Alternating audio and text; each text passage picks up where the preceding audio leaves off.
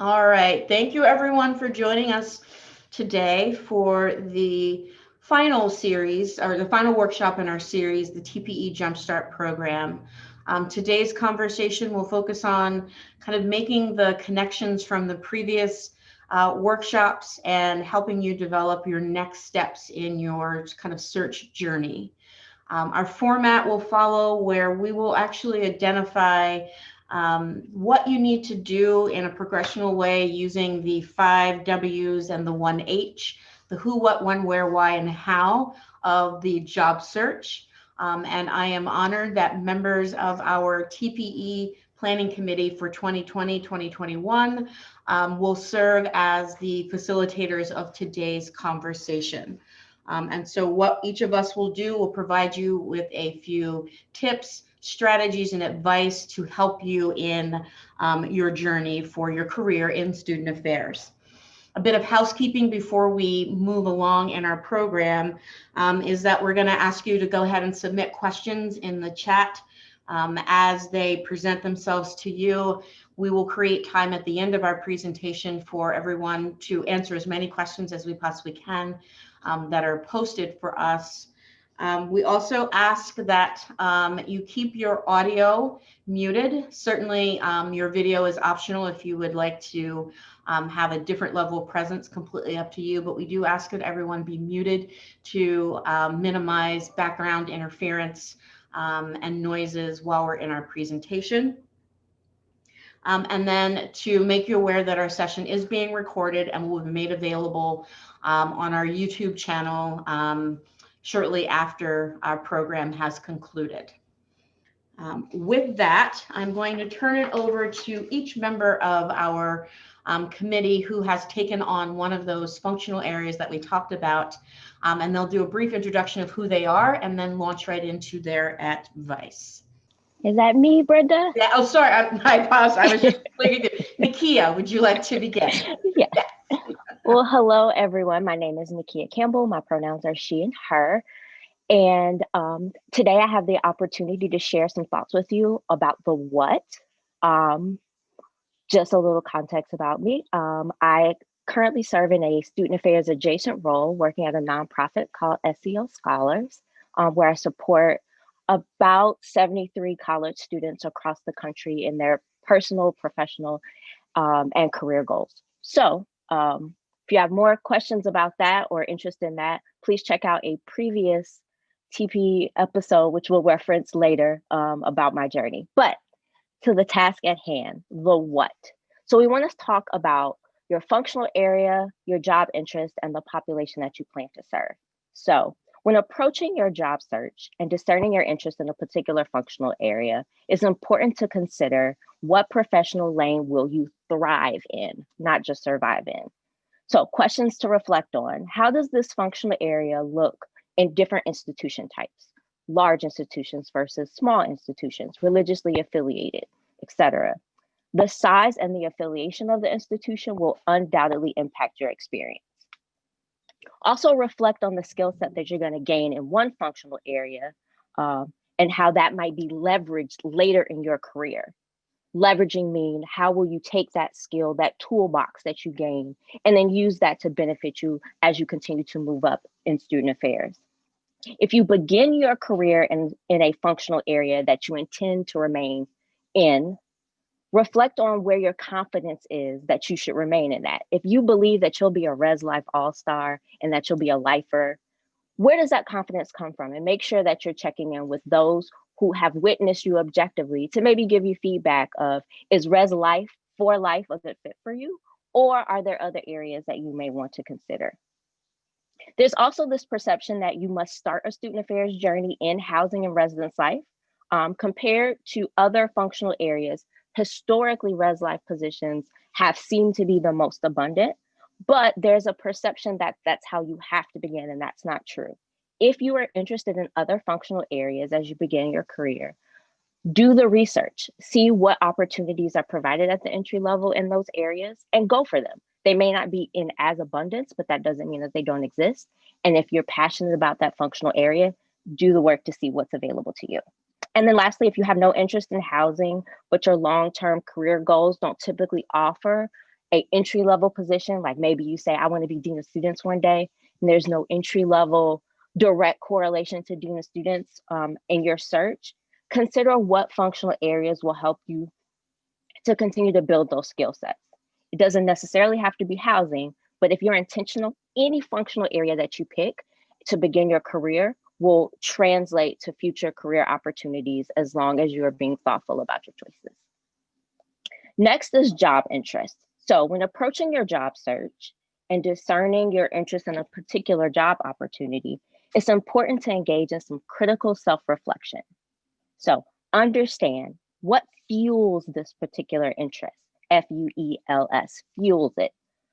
Why this position in this department at this institution? And you need to be able to answer that for each and every job that you are interested in. It could be as simple as, I want to be in a big city. I want to come to New York. I want to hang out with Nikia. Sure, that's great. But be able to answer those questions for yourself for each and every job that you're interested in. And then understand, what value would having that job add to your professional foundation and career? And what value would they get from you by having you be a member of their team? Being able to answer what they get from you is critical in discerning if potentially you could be a good fit for that job opportunity. And then something that a lot of new professionals don't do, which I think is so critical, is read the entire job description. Grab your highlighters, print it out, understand how the job description is written. What percentages are they articulating for what types of roles? And then understand if that job description aligns with what you're seeking personally and professionally. That's really critical. Sometimes job descriptions aren't written in a way that fully describes what you can expect, but they give you enough meat to chew on to figure out, how can I see myself fitting in, and do I fit in this position? And then the last area I'll touch on is population. When you're approaching your job search and discerning your interest in a particular population that you would want to work with, remember the student and student affairs, because that's what you're going into. The people you serve will frame your experience. So reflect on where your desire to work with a particular population comes from. What is it about the intersectionality of that particular population that excites you, motivates you, aligns well with their skill set and your competencies, because competency is key. How might a particular population differ based on location, size, and affiliation? What you think a particular group of students looks like in the North may look different in the South, may look different at a small institution or large, so keep that in mind. And how will working with this particular population support your own development as you continue to build the foundation as an entry-level professional? If you have questions, let us know, as Brenda mentioned, and I will turn it over to our next committee member to handle the next W. Who's next? Who's next? That would be me. Thank you all for being here today. My name is Nick Bates. I work as an assistant director for Thurman Center Networks at the Howard Thurman Center for Common Ground at Boston University. And I'm happy I actually got this topic because it directly aligns with the mission and purpose of the center that I currently work in. And for frame of reference, my intellectual inquiry and my ideas about why are rooted all over the place, but specifically for what I'm telling you all today is actually rooted in hip hop by an artist named Jadakiss, who had a song called Why, where he spent the entire song in this sort of intellectual inquiry of his own. For me, I think that your why is probably one of the most core and purposeful things that you will have to analyze and tease out in your career as a professional. So I want to start with this. I once heard from a speaker by the name of, I think the speaker's name is Eric Thomas, he's a motivational speaker. And he would often say, if your why doesn't make you cry, then it's not good enough, right? So my perspective is that your why should be your own personal internal motivation and or purpose for your career. Again, I want to stress that it should be your own internal and personal purpose and motivation, because there will be times in your career where you will have to reach deeply and find some motivation to continue. So for me, I like to look at my why in various different ways, and I think it can be very specific to the work that you currently do, or it can be something that is very a macro level thing. So for me currently, my why is providing and facilitating spaces for people to learn about themselves and others in the healthiest way possible. When I started my career working as a coordinator for a Black Male Initiative at Southern Illinois University in Carbondale, my why was a little bit different. This was the beginning of my career in student affairs, and my why was really, really specific. Prior to my role, my why was providing spaces for Black men to have access and opportunity and resources to be successful. So my why was a little bit more in line with the position that I had, and it was very specific to a specific population.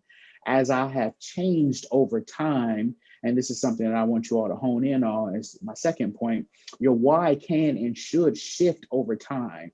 It can narrow and or expand based on your own personal internal needs and the need of the community that you have committed to.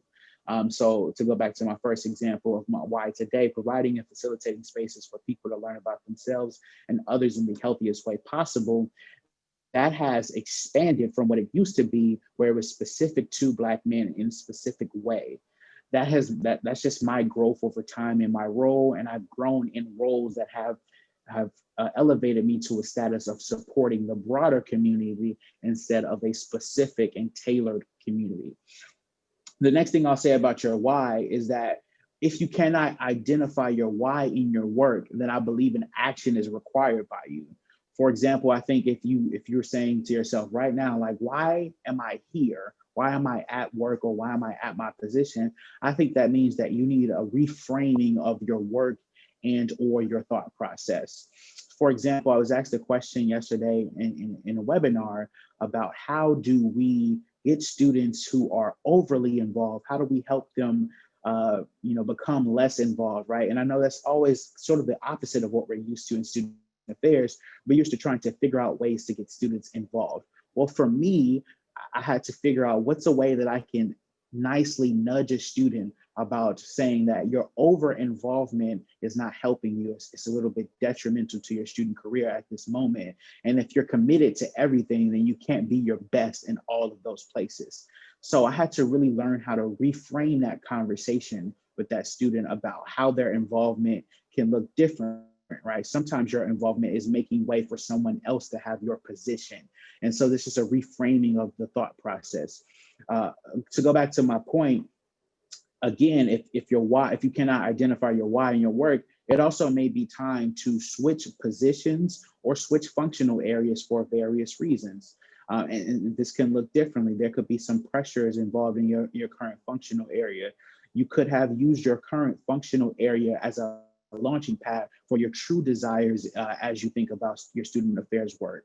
And lastly, I think if you cannot identify your why in your work, it also can mean that you are evolving, and that happens to us as people. You should be different than you were as a first year grad as a second year grad. You should be different. You should have changed from your first role to your second role. And so sometimes your why, you can't identify your current why because you are also in a process where you're evolving and you have to learn more about yourself and yourself as it intersects with work and what that evolution means. My last caveat that I want to mention about my why, and this is a mantra that I've carried from my mother. I have never ever had a dream job, and I want to be honest with you all. I don't dream about working to live. Right? I wish we could live in a different society where people were provided everything that they needed to survive without working to prove that we deserve it. So for me, my why, the core of my why, providing places for people to learn more about themselves, is actually not inherently just related to my professional role. This is related to my purpose as a person in society and how I think I can help people, period. So I don't turn on my helping people or helping others from 9 to 5. That is actually who I am in life. And that is how my why is directly connected to that. So I always tell people that when I leave work, I go home to do my real job.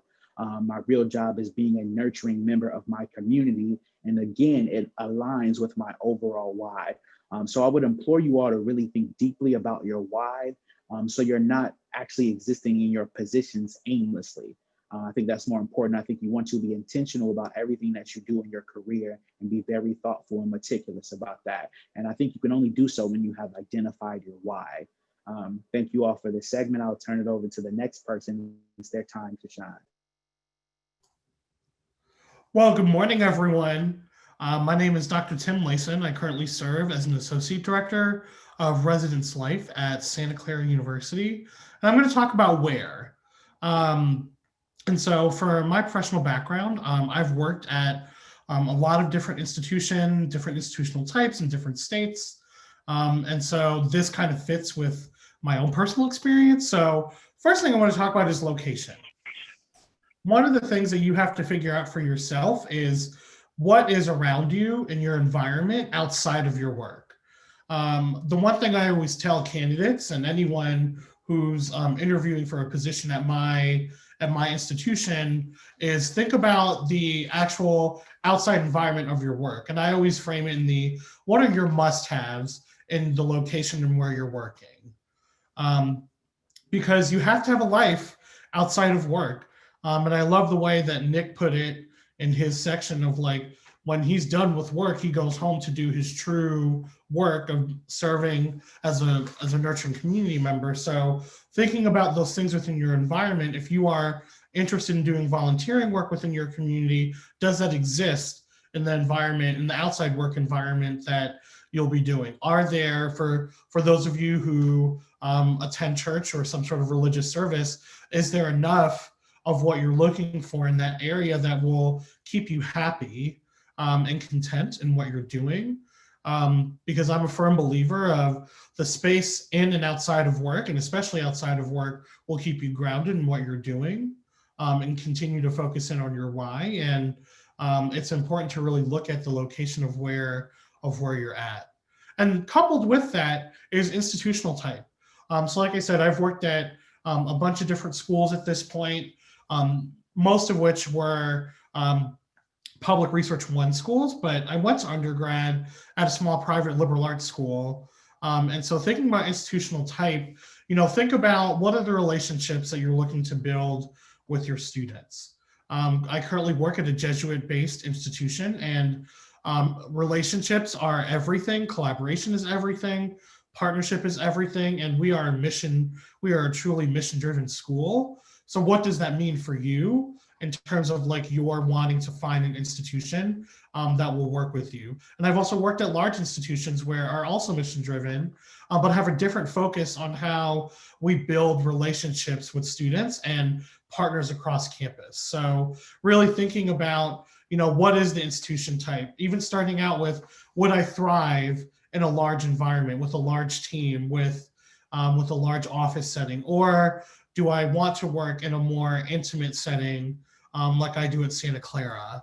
And so it's important to really think about those things because you want to find a place where not only where you can grow and thrive, but also become developed. And so being able to think about the institutional type and what they offer in professional development and not just going to conferences, but even at the institution, what do they offer to their folks to develop professionally?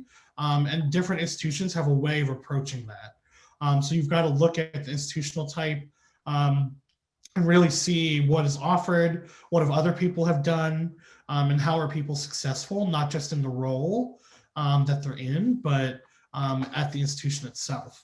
And then the organizational hierarchy, it's an interesting one. I love org charts. Oh my gosh, love a good org chart. I like study them when I'm doing any job interview if it's available. And if an org chart is not necessarily available, I tend to ask questions about, as my future direct supervisor or someone in a supervisor capacity, like how does student affairs or student living or student learning work within the context of the work that I'm doing? Because one of the things I look at within an organizational hierarchy is what are the offices that fall directly within, and I'll just use student affairs, fall within student life at Santa Clara, and where can I go to get different professional development opportunities? So obviously at a larger school, the organizational chart might be a little bit more complex and a little bit bigger. because of the size and scope of the school. And maybe at a smaller or mid-sized institution, the student affairs organizational chart's a little bit pared down, or it's a little bit smaller to provide more of that intimate feel with the staff and students. But what are other ways and other offices that I can connect with? Because knowing who your supervisor reports to is important to know the type of thinking and the type of questions that they would have to ask them if you're trying to do certain things or potentially move through an initiative, or different things like that. And that for me has been really successful in my career, and asking like, who is your supervisor, and like, what are the things that are important to them? Because once you know what your supervisor thinks is important to them, it also trickles down in all the work that you're going to be doing within your respective position, regardless. If you're a housing person, student activities, student government, leadership, it'll all trickle down into that. And so I really love this category. I can talk about it forever, but those are just some of the things I would consider when thinking about the where of your potential job. So I will turn over to the next person. All righty. Good afternoon, everyone. My name is Kirby R Gibson. I use she, her, hers pronouns, and I serve as the chair-elect for the TPE steering committee. I also serve as the assistant director of residence education at Michigan State University, and I have been charged with talking about the who of the next steps in making connections, and that being around networking and informational interviewing. And so the first caveat that I just want to go ahead and throw out there is networking tends to be a very big buzzword that we talk about within student affairs and higher education. And there definitely tends to be various nuances and beliefs in terms of how networking should happen. However, I'd like to say that there is no one mold to networking. Truly want to place the value on networking being about building genuine connection. It shouldn't be forced. I think time from time again, we get pigeonholed into like, oh, you should go to this networking event. Oh, you should get to know this person without really taking the time to reflect on what your motivations are and what your goals are in establishing that connection, right? It should be intentional and mutual, and the importance of this is that you also want to make sure that you are maintaining that relationship. No one wants to be in something that is one-sided. And as I brought up before, no one wants to be wants to network with someone who is just trying to do this one and done thing, unless that is something that is explicitly named during the connection, right? And so when you're thinking about networking, right, again, you want to be able to identify, so what am I hoping to gain from this interaction? What am I hoping to learn from this interaction? Who am I hoping to connect with, et cetera. But it's also important that you establish boundaries when necessary. I think oftentimes we get, particularly when I think about our folks who who are more introverted or appreciates just kind of having, can get overwhelmed by having to interact with so many folks. Part of that is acknowledging where you're willing to go into that interaction, how much you're willing to put forth, and not feeling as though you have to be someone that you're not when you are networking with someone, right? And so if it means that your cutoff point, if you're attending a networking event, is that I will be there for the first hour and that's it, cool, that's okay, right? Because you want to still make sure you're nourishing yourself and paying attention to yourself so that people aren't necessarily going to catch on to some of the things that may be going on with you internally, and then make assumptions about what's going on with you rather than truly being able to understand that. And so those, I would say, are some of the key things to keep in mind about just the general essence of networking. I think when it comes to strategies as it relates to networking, I know for myself, I utilize various professional development opportunities, whether that were attending conferences or attending things like this, right, as a way to connect with folks, right? I want you to think of everybody on this call as an opportunity to connect and establish a relationship with. And so whether that be off a similar interest, whether it be the fact that you live in the same place or are a part of the same program, know that the opportunities are endless, but we also acknowledge, due to the fact of us being in a pandemic, that the opportunities to just attend a conference aren't necessarily there anymore. Also like to highlight that there's the opportunity to form connections with people on social media. And so we've been live tweeting along the way, talking about some of the things that the committee members have shared about their various W or H. And there's tons of different ways that you can follow hashtags where folks are putting their thoughts into the universe about the field or are hoping to see connections in some way. So there are various hashtags such as SA Chat, SA Grad, SA Pro, HIED, which is like the short for higher ed. I shared the hashtags earlier about the information that we're sharing about TPE Jumpstart with you. And so sometimes just follow along, and it gives you an opportunity to place a face with some of the thoughts that are being shared or the asks that may be out there. Also encourage you to, with caution, consider joining Facebook groups. And so there are a number of different Facebook groups that exist, some that are specific to the field. So like, for example, there's a Facebook group for student affairs graduate students. There also are affinity-based groups. And so depending on a particular identity group that you may align with.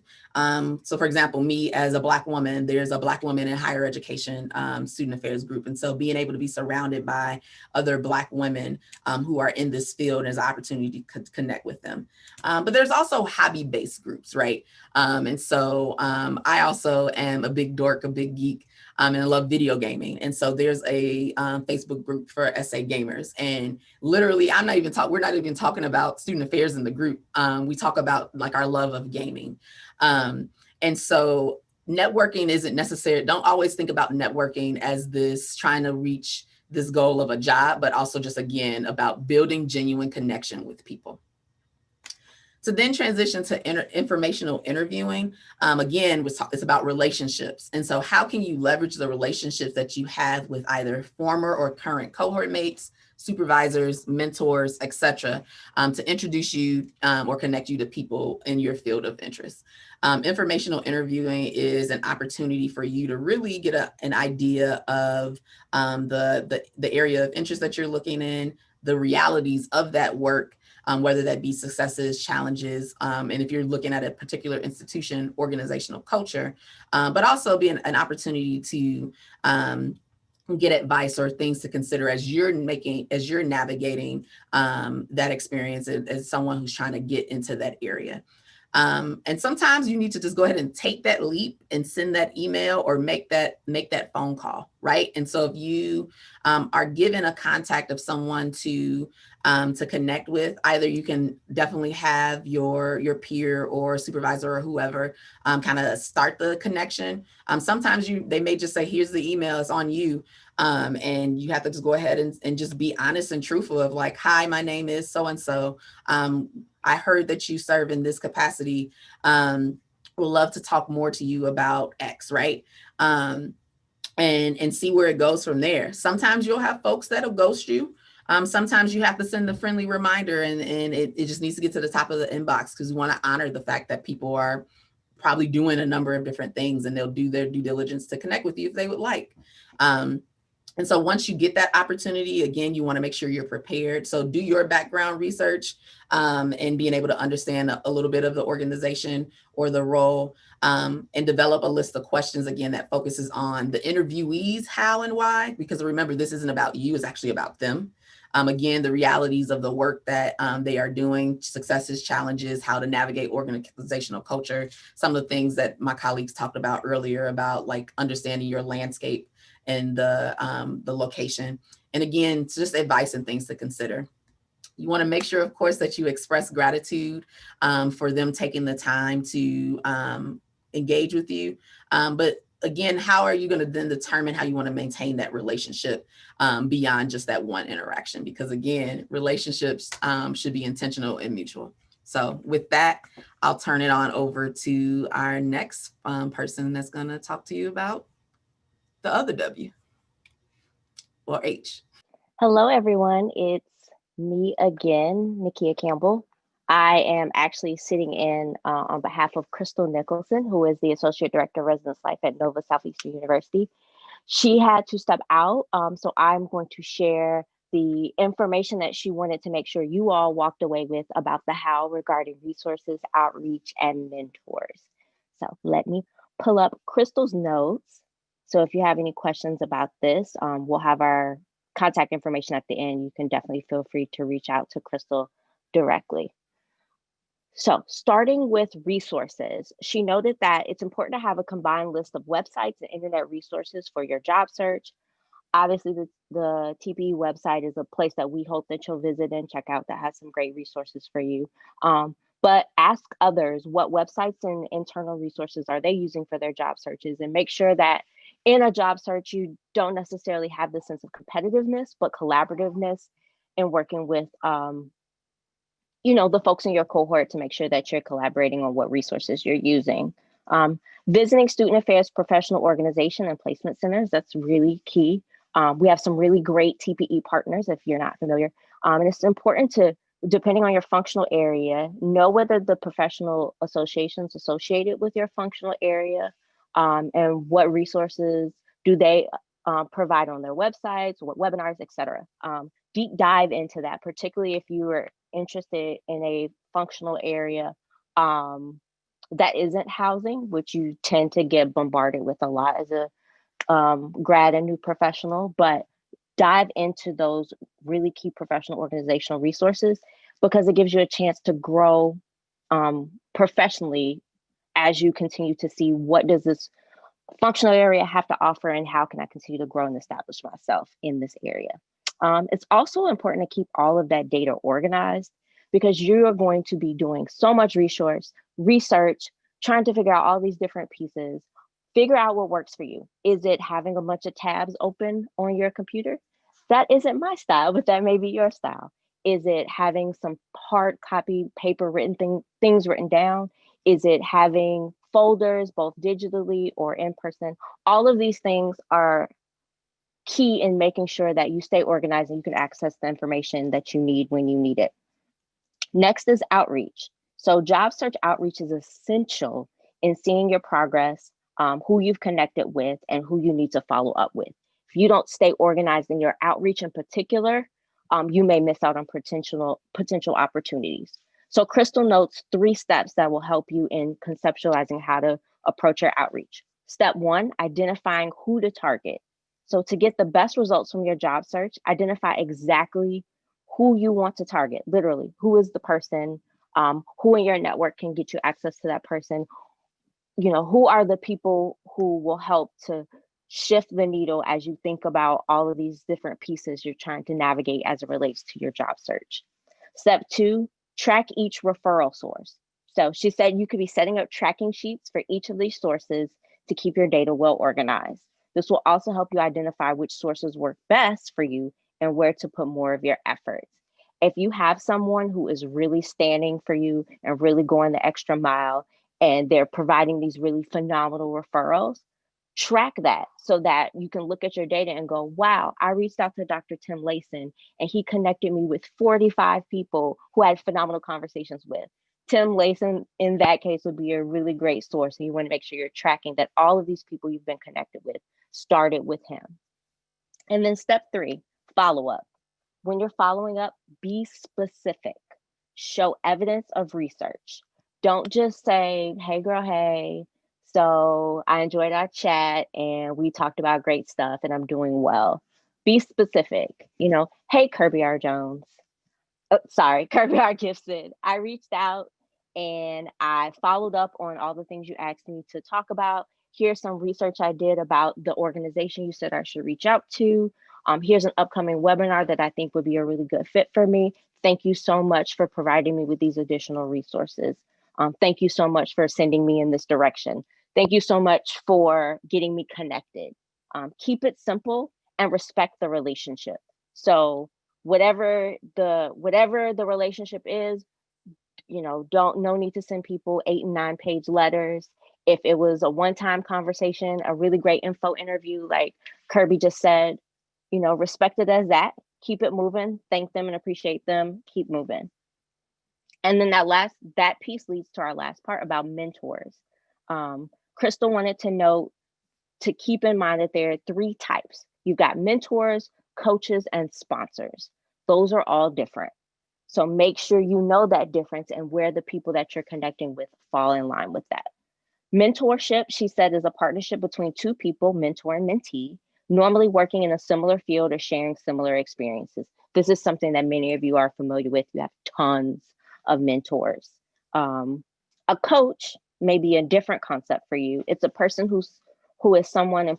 a coach is a person who someone employs to help them attain their goals in life, business, career, any other capacity. Sometimes someone plays a coaching role and you aren't necessarily paying them, but it is someone who is specifically focused on helping you to attain a particular goal, or a particular venue or a particular initiative that you have. Just like on a sports team, a professional coach is helping you the way your football coach would help you.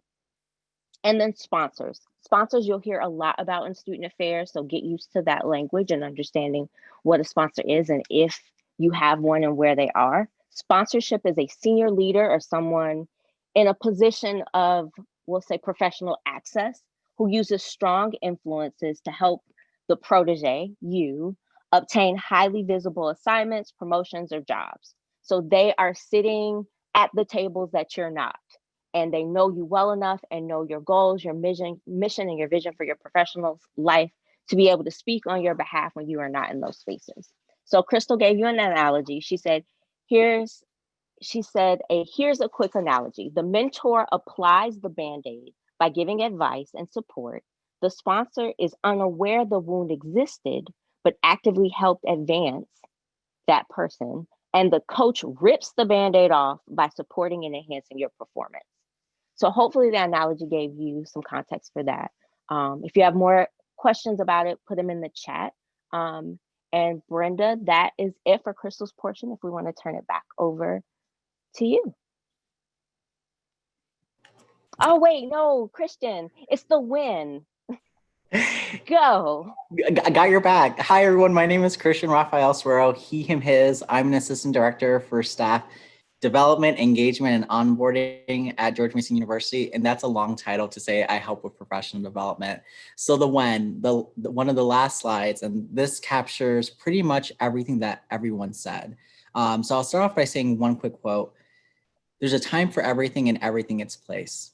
And how I've always understood that quote is that we as people, we can only control so much, right? So when you're thinking of the job search process, you will probably see that some of the postings will say, we'll start review on this date. And once you submit your application, it's up to them to decide how that time is used, right? So what I'm going to talk about specifically for the few minutes that we have left is what can you control in terms of your own time, right? So when do you apply and how are you setting goals for yourself to time manage? Because time management is important when we're looking for job searching, when we're creating resources, i.e. what was already shared, coaches and or doing informational interviews. So what I'm going to send in the chat is a hyperlink to a Canva because I'm very type A and I think this kind of helps illustrate the when. So when you're looking at job descriptions, as it was already shared, take moments to understand what you're applying to and the role. How does your skills align with the key responsibilities, and start having that internal, I guess, dialogue with yourself. That is, am I right for this role? And when I say right for this role, would you be considered? But aside from that, in terms of understanding, should I apply? It's also goal setting, right? How many jobs do you want to apply to? How many people you want to have informational interviews with? And how are you benchmarking this? It's important to set goals because it allows you to see, at least as a person, how you are progressing. And for me, what I love doing is always saying, you know what, for this month, the month of October, I'm going to do 5 informational interviews with folks outside of higher education or that are housing residence life adjacent. So what you'll see is there's a section where it says months goals that ask you to think about what are your goals for this month? Is it applying for jobs that you want to apply for 5 jobs or do informational interviews? You as an individual and the master of your time, of your when, should identify what your goals are for this month, for this week, and etc. And similarly to what was already shared about informational interviews as well as job and career searches, what I've done for y'all here was almost create like a week and a month snapshot.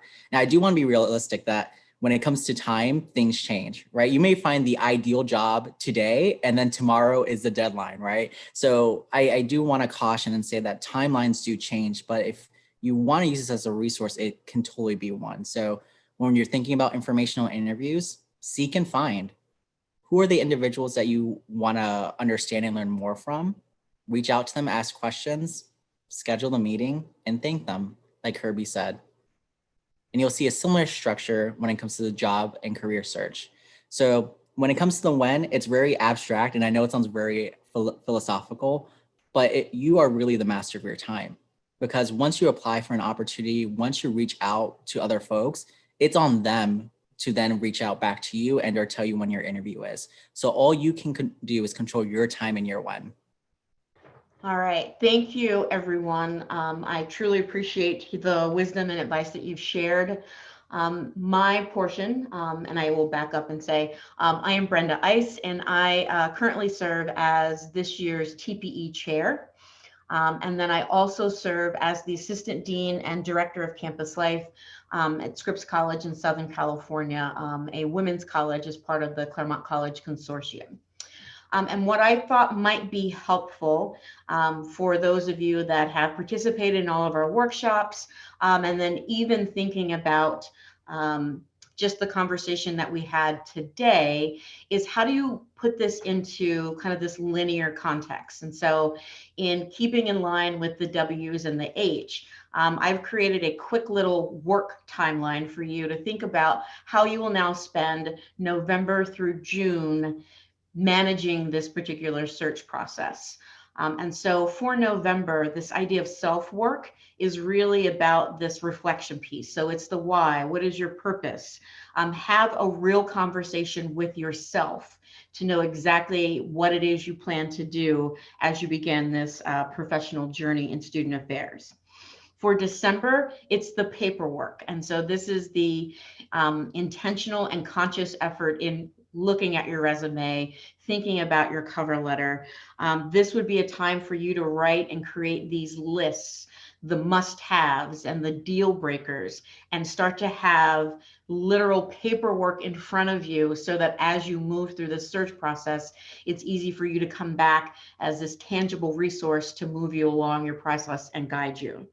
January is the search work. And this is where you can conduct the informational interviews that you've heard so much about. It's about identifying the job opportunities by looking at the job boards and listening to how other people via the social media pages have referred to openings at particular institutions that might be of interest to you. We move then into February, the inquiry work. And so this is where you're going to solicit the feedback on all the work you've done on your resume and your cover letter, or getting to know how you show up and how you present by asking others. If you were to interview me, or what would you say about me? Do that inquiry work from other people so that you have a better sense of how you'll present when you get to the interview process. March and April are prep work, but the part one is really about getting you to the interview process. And so doing mock interviews, creating lists of interview questions and doing like a general list, and then going back and highlighting either based off the job description or the institution you might be applying for. And the interview questions should be compiled in two forms. One, potential questions that you know you'll likely be asked based off the interview process or the job you're interested in, but then another list of questions that you want to have prepared to ask the interviewees and the committee members beyond what are the next steps in your timeline and search process. Your April timeline, however, this kind of prep work is the assumption, because you've done all this good work, is that you're now in the interview process. And so you still need to prep for the other interviews that follow. So you were prepping in March for the first round interview. April is really that second round interview. They may ask you to do a presentation. You may end up in a on-campus or even a virtual interview, and kind of continuing to do that preparation work. This is where you'll do a deeper research dive into the institution, learning a little bit more about who they are, looking at the organizational chart, reading the student newspaper, all of that information to further prepare you for the interview process. May, you have secured the bag, and so now you know you are ready to move, but in your current role or in finishing out your degree or even in your functional areas as part of your practicum, you'll want to make sure that you create the appropriate transition plan, making sure that you have tied up loose ends for your own work, but make sure that you work to maintain relationships with individuals who may help you in the next stage of your journey. You just simply never know when your paths may cross. And certainly where you can create those types of genuine relationships that Kirby referenced during her presentation will likely benefit you down the road. And then finally, June is the journey work. And so this is then thinking about establishing and setting up your new environment.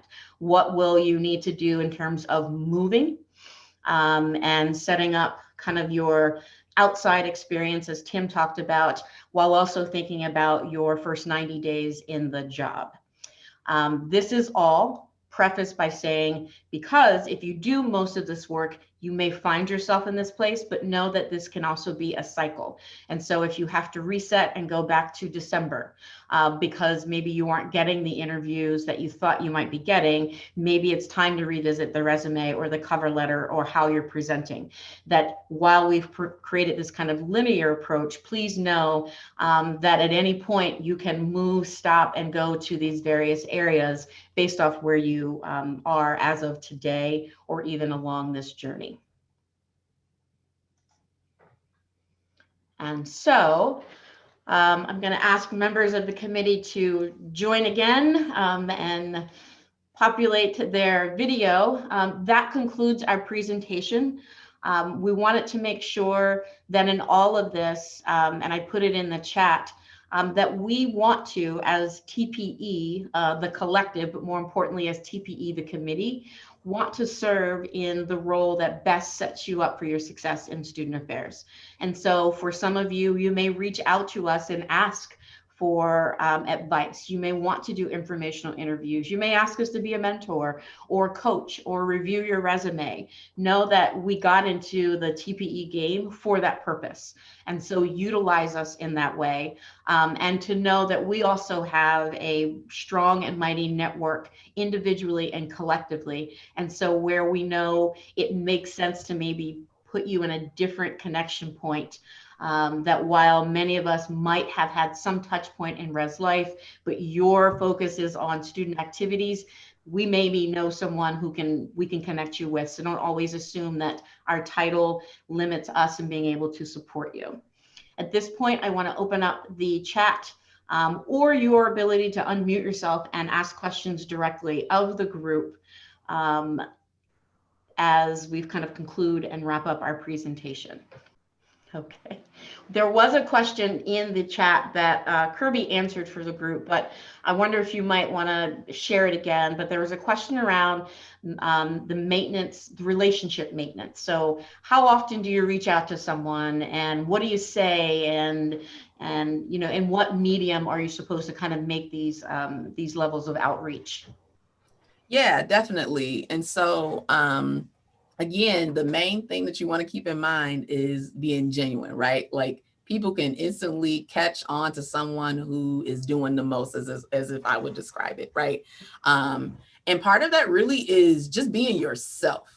And what I mean by that is there's nothing wrong with sending the message of like, just following up from our conversation the other day. I really appreciated what we talked about and what you shared, blah, blah, blah, blah, blah. I think Nikia brought up a really good point when she was talking about some of the things that Crystal shared of like doing your, like, if there's something that reminds you of that individual, being able to highlight that said thing and name that in your kind of follow-up email, right? And so again, it's like, it's genuine, but you are still reaching out and maintaining that relationship and not feeling as though there has to be this odd amount of time between like the last time you connected versus when to connect again. I think the other thing is to be okay with talking about things that, and again, this is part of boundaries in terms of if that's something that someone wants to talk about. Be okay with talking about something that's not necessarily related to the field. Right? Like I know for myself, I shared earlier that I am a big like nerd video gamer. I collect Funko Pops, right?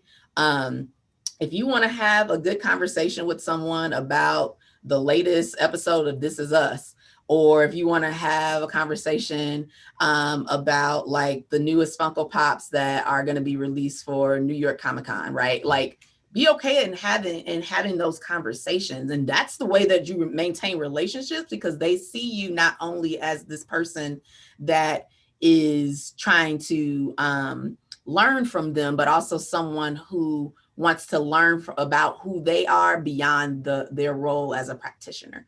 And so that's what I mean about genuine relationships, is seeing them as someone who is insightful, but also seeing them as a person beyond the job. I love the quote that Nick shared with you all earlier of like, my job really starts when I leave my job, right? And doing that due diligence to being able to understand and learn it and see people in those spaces.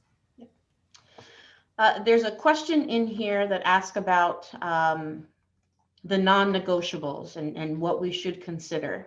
And for as much as we could probably all rattle off our own non-negotiables, it's just that, it's our non-negotiables. So it really has to be that conversation you're having with yourself. So will you take the pay that they offer? Can you live under that dollar amount in the city of that where this particular institution is located? If you can, then maybe, you know, that's not something you need to have or worry about, but you need to, for your own authorship, be able to develop those non-negotiables. For some, it might mean making sure that you have direct contact with students on a daily basis, but find that the position is going to move you away from that. Then you might want to consider that before going into the position. Some of the non-negotiables you'll need to consider before you even apply, because the other part is that if you apply thinking that they might change because it's you may find yourself out of that interview process because there are others that are willing to work within the confines of that particular position. There is another question. So this one is asking, in my last year of law school, I'm in my last year of law school, but I realize my passion is working with students in diversity and inclusion work. Do you have any tips for someone with limited dedicated student affairs experience when it comes to the job search and interview process? And I think that might be a good question for each of us to maybe wrap up in. I'm actually going to start with Nick in the professional work that you do related to diversity and inclusion, and then maybe other folks can chime in to close this out. Yeah, I will say that at some of the larger schools, and they gave us a really great question. At some of the larger schools, so Boston University is a large school of about 33,000 students. We have a law school, and we actually have a professional in the law school who is a dedicated diversity and inclusion person specifically for the law school. So that's actually a position. We see that a lot of many institutions, where in specific colleges, our medical school, our medical campus has that position as well, where we see that people often do want folks who do student affairs work, but that is very specific to the academic discipline. And so I would encourage you to look at some of the institutions that have it. Often your experience, let's keep in mind about student affairs, this is a career path and a major that has stemmed and is borrowing from all of these other different disciplines, right? We're borrowing from sociology, we're borrowing from communication, we're borrowing from psychology, we're borrowing from everywhere. And so I always keep that in mind, that student affairs, you don't have to directly have a a higher education master's to do this work. In fact, in my own personal experience, some of the best professionals I know don't have higher ed masters. And so I want to keep that in mind for you with this question. We are at time, and someone has actually just responded to Casey Joe's talking about how do you remain calm in the face of all that's changing right now. And, you know, I wish we could have the answer. The pandemic is the pandemic, and so we kind of have to manage it. The national climate in our country is what it is, and we kind of have to manage and work through it. I think there will always be some turbulent times for us to manage. I think I want to go back to the NIC's why, that if you stay grounded in the work that you're trying to do, you can work to create the calm necessary and find ways to kind of move it out of your sphere so that you can actually do the work that you want and intended to do by joining this profession. I want to sincerely thank our panelists and members of our planning and steering committee for taking the time to share their advice and wisdom. As I said before, this is being recorded and we'll make it available to you. Thank you so much for joining us for this workshop and for all of our workshops if you were an attendee. Best of luck in your search process and certainly reach out to us if we can be of any assistance. Thank you all and enjoy the rest of your day and weekend.